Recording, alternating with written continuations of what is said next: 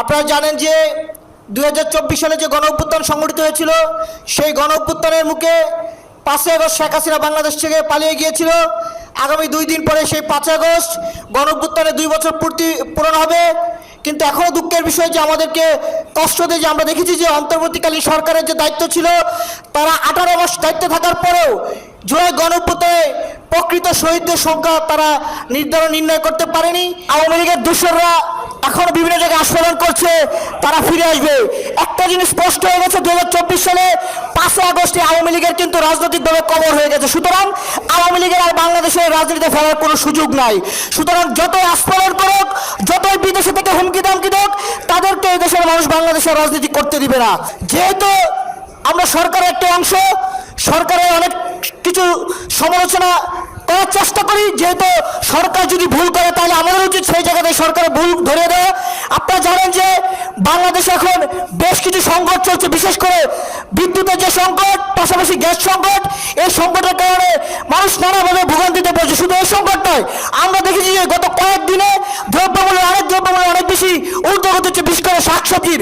সরকারের মধ্যে আমাদের আহ্বান থাকবে যে গ্যাসের যে সংকট এবং লোডশেডিং এবং যে দ্রব্যমূল্য ঊর্ধ্বগতি, এই বিষয়টা সরকারের অবশ্যই নজর দিতে হবে।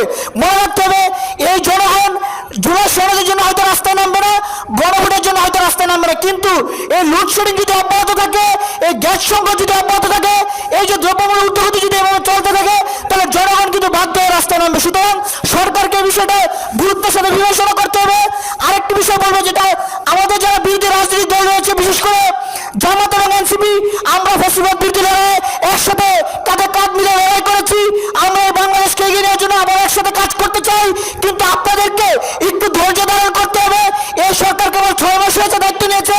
আপনারা এখনই আওয়ামী লীগের সালে বক্তব্য দেন, কখনো সরকারকে ধাক্কা মেরে ফেলে দেন, কখনো সরকারকে পতন ঘটিয়ে দেন।